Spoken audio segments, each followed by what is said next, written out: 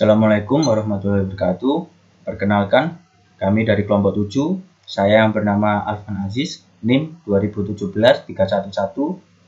Dan saya Alkansa, NIM 2017-307. Di sini kami akan mempresentasikan tugas 7, desain perangkat lunak. Ya, jadi yang pertama ini adalah source code OOP Mobile Legends menggunakan Python.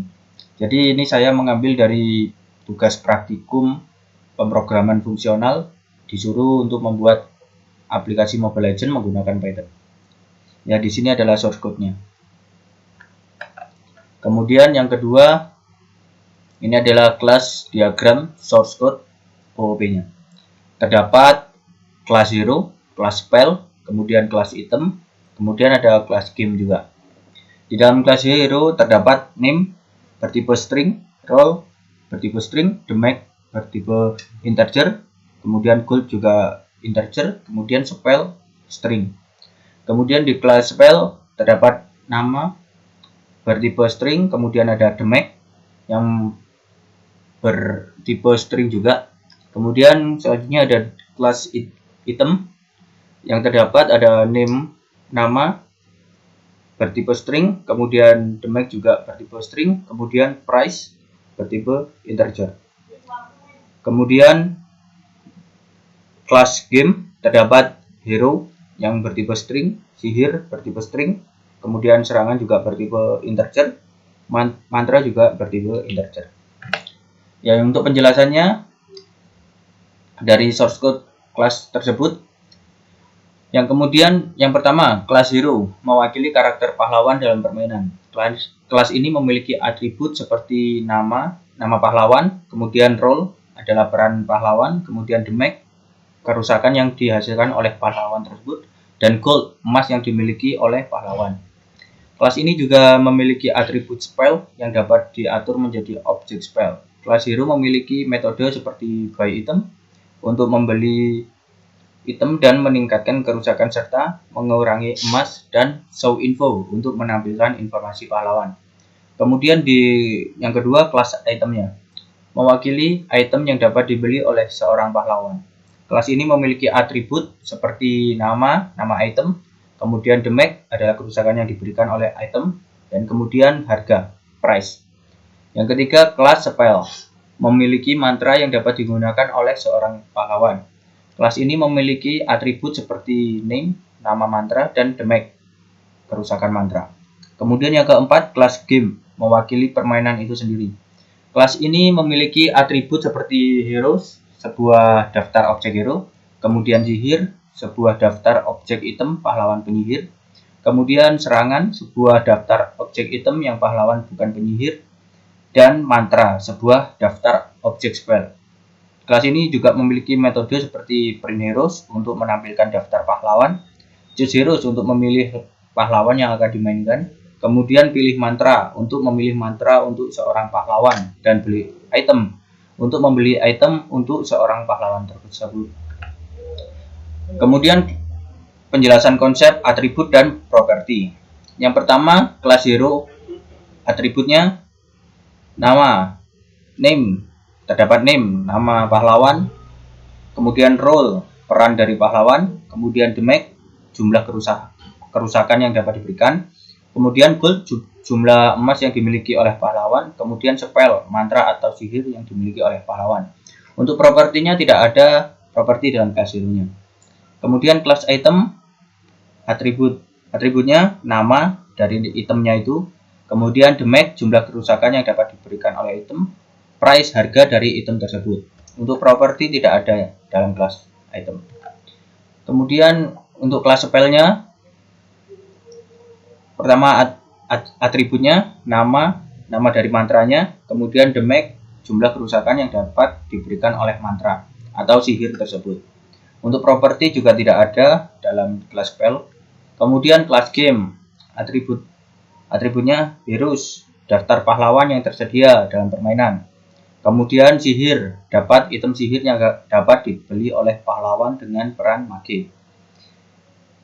Serangan, daftar item serangan yang dapat dibeli oleh pahlawan dengan peran selain mage. Kemudian mantra, daftar mantra atau sihir yang dapat dipilih oleh pahlawan. Kemudian properti. Di properti juga tidak ada dalam kelas game.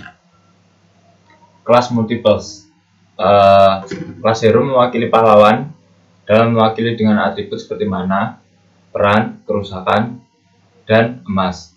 Memiliki metode untuk membeli item dan menampilkan informasi. Kelas item mewakili item yang dapat dibeli oleh pahlawan dengan atribut seperti nama, kerusakan, dan harga. Kelas spell mewakili mantra yang digunakan oleh pahlawan dengan atribut seperti nama, kerusakan, damage.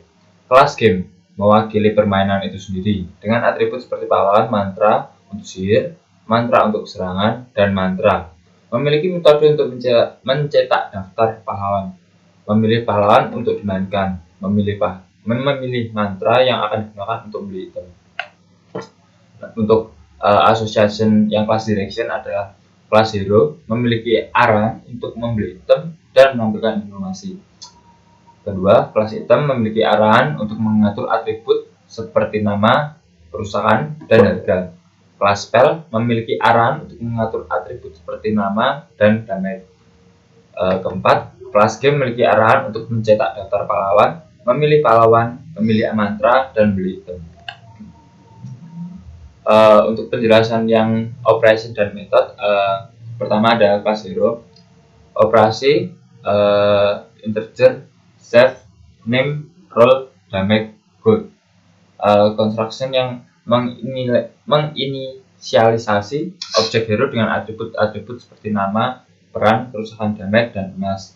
Metodenya buy item, metode untuk membeli item yang diberikan seperti argumen, mengurangi emas yang dimiliki oleh hero, dan menambahkan kerusakan, damage hero berdasarkan atribut item yang dibeli. Show info, metode untuk menampilkan informasi tentang hero termasuk nama, kerusakan, dan emas yang dimiliki. Kedua ada kelas item.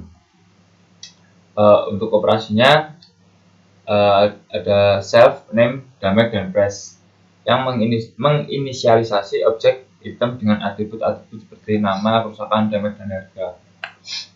Untuk ketiga ada kelas spell. Operasinya ada self, name, damage yang menginisialisasi objek spell dengan atribut-atribut seperti nama, kerusakan, dan damage.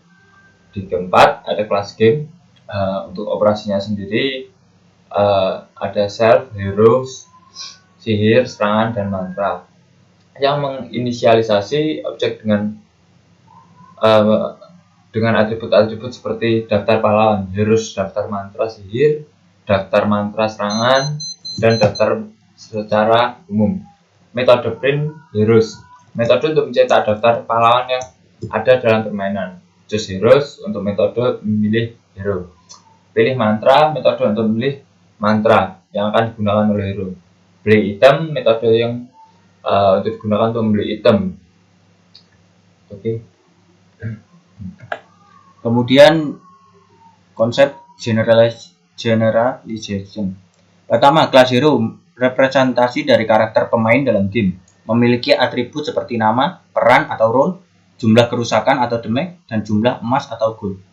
Memiliki metode untuk membeli item dan menampilkan informasi karakter. Kemudian kelas item, representasi dari item yang dapat dibeli oleh karakter pemain, memiliki atribut seperti nama, jumlah kerusakan atau damage, dan harga price.